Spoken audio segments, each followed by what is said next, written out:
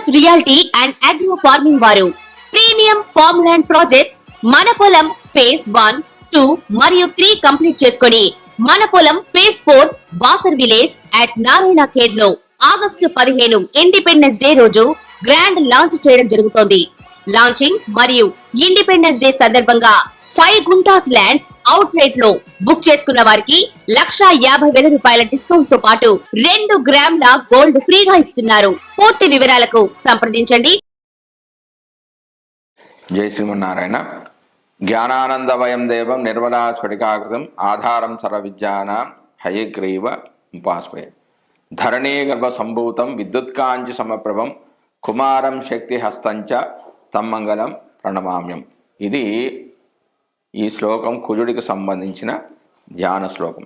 ఈ శ్లోకాన్ని ఎందుకు చెప్తున్నానంటే 21 అక్టోబర్ 2024 నుంచి డిసెంబర్ 6, 2024 వరకు కుజుడు కర్కాట రాశిలో సంచరిస్తున్నాడు. కర్కాట రాశిలో కుజుడు నీచ పొందుతాడు, అంటే నీచ స్థానం అది. కర్కాటకంలో నీచ పొందినప్పుడు 12 రాశుల వారికి కుజుడు ఇచ్చే ఫలితాలు ఎలా ఉన్నాయో వాటి గురించి మనం ఈ వీడియోలో తెలుసుకుందాం.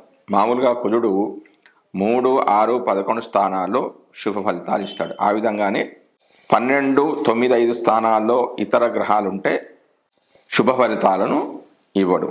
ఎట్ ద సేమ్ టైం కుజుడు ఉన్న స్థానం నుంచి 3, 6, 11 స్థానాల్లో గ్రహాలు ఉంటే కోపము, ప్రయాణము, నేత్ర రోగము, పైత్యము, యత్నకార్య విఫలం, అనుకూల పనులు కాకపోవడం, ధన వ్యయము, మలబద్ధకం అనేది కలుగుతుంది. కుజునికి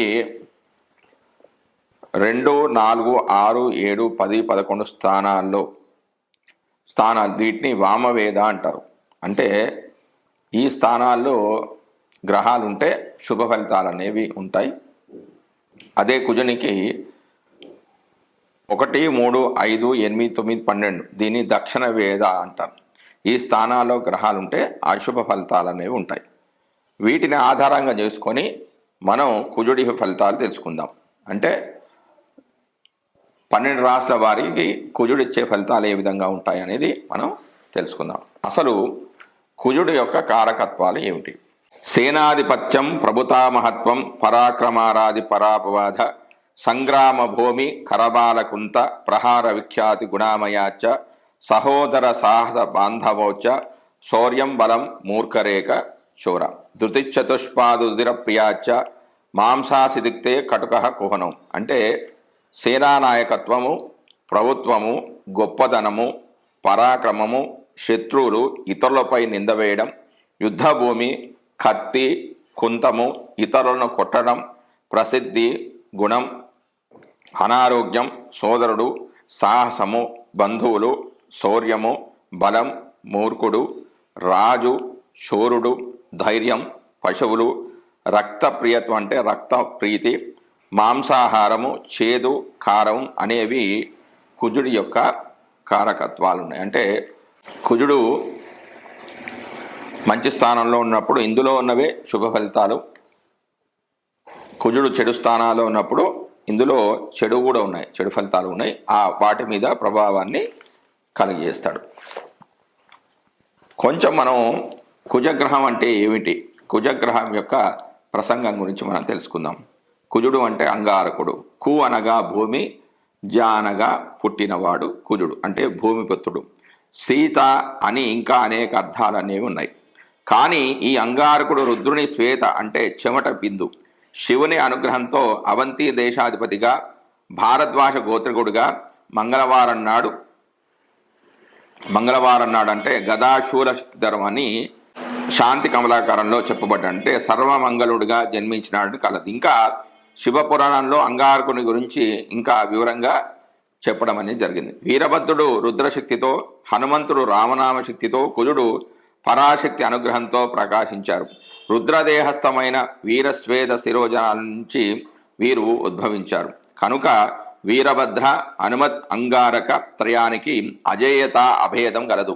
ఖగోళమున సూర్యుని మిత్రునిగాను, సూర్యుని వలె శక్తివంతునిగాను, సుక్షత్రియ జాతిగాను శాస్త్రవేత్తలు గుర్తించారు. అందుచేతనే అంగారక స్తోత్రము పారాయణం చేస్తే, పూజిస్తే ఆరోగ్యం చేకూరడం, స్ఫోటకాది వ్యాధులు నివారణ అనేవి అవుతాయి. ఈ అంగారగ్రహం యొక్క పుట్టుకను గురించి ఇంకా పద్మపురాణంలోను, స్కంద పురాణంలోను, భారతం భీష్మ పర్వతంలోను, కాశీఖండంలోనూ వివరించబడింది. మంగళం అని అంగారకునికి సార్థకమైన నామం గలదు. మంగళం కరోతీతి మంగళం అని మంగళ శబ్దార్థ ప్రసిద్ధికి ఎక్కాడు. సర్వదేవతలు మంగళప్రదుడైన మంగళమూర్తుడు. శివునికి మంగళ అనే పేరుంది.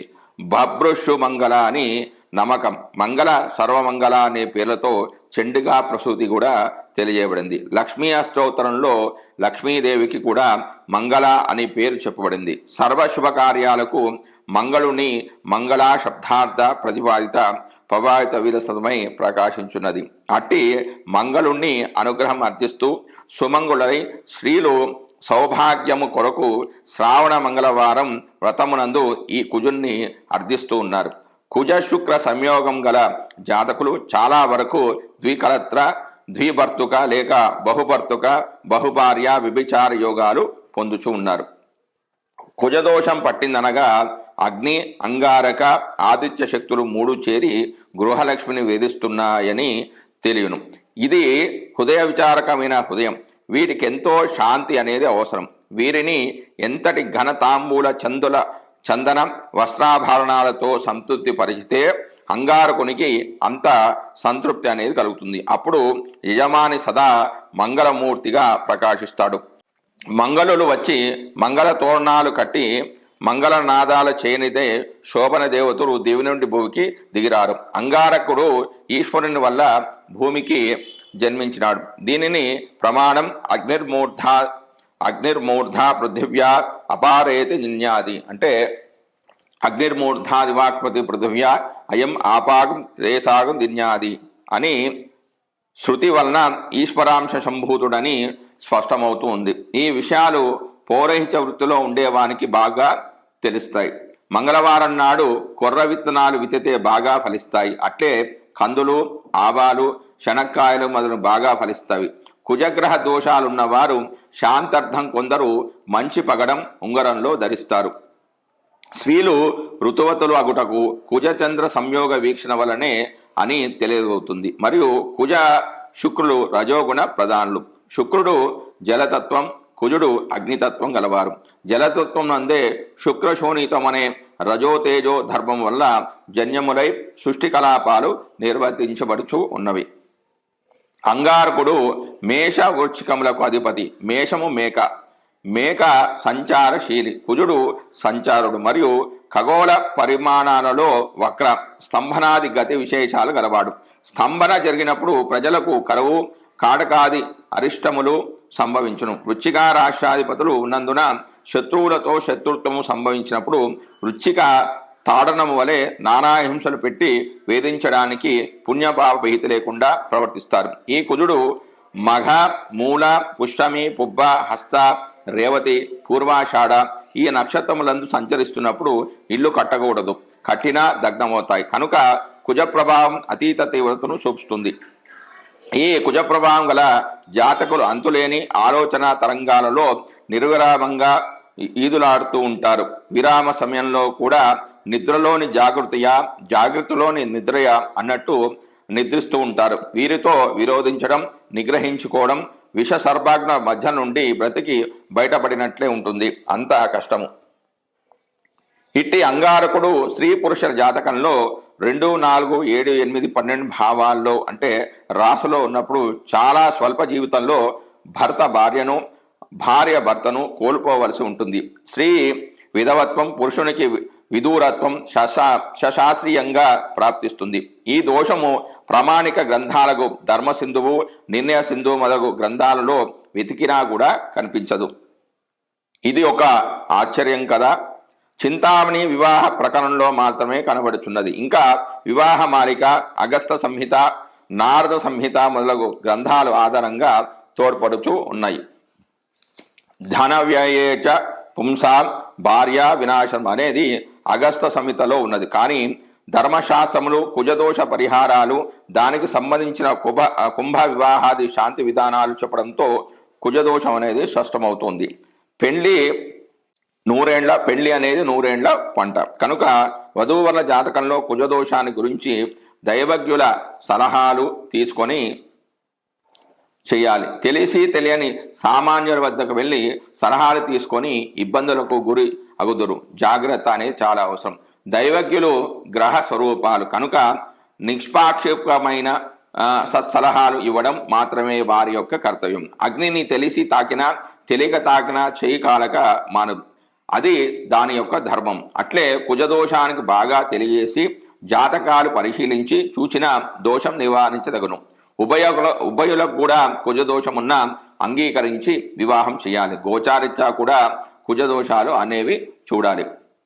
అంగారక కృష్ణవేణి లంకా మధ్యేచ అను ప్రమాణికాన్ని బట్టి సింహాళము అంటే సింహోళ నుంచి కృష్ణానదీ తీరం అంటే విజయవాడ వరకు అంగారక మండలాధిపత్య దేశ ప్రజలమవుతున్నారు. కనుక కుజ ప్రభావం గల వారలకు జాగ్రత్త అనేది చాలా అవసరం. వీరంతా ఇహలోక సుఖభోగ ప్రియులుగా ఉంటారు. వీరిలో కామవాంఛలు ఎక్కువగా ఉంటాయి. మకర పంచకం ఎక్కువ, అనగా మకర పంచకం అంటే మాంసము, మత్స్యము, మదము, మైథూనము, ముద్ర ఇవి అధికం. వీరికి ఆలోచన శక్తి తగ్గి అహంకారం అనేది పెరుగుతూ ఉంటుంది. దానివలనే మన ఆంధ్రప్రదేశ్ ప్రజలు తేజశక్తిని పోగొట్టుకొని అజ్ఞానమే విజ్ఞానంగా భావించి వెర్రివాళ్ళు వచ్చున్నారు. కుజుడు భూలోక ప్రియుడు అంటే భోగ భాగ్య రాజ్యలక్ష్మీ ప్రియుడు కాగా కేతువు మోక్షలక్ష్మీ ప్రియుడు. వీరిద్దరికీ ఎంత తేడా!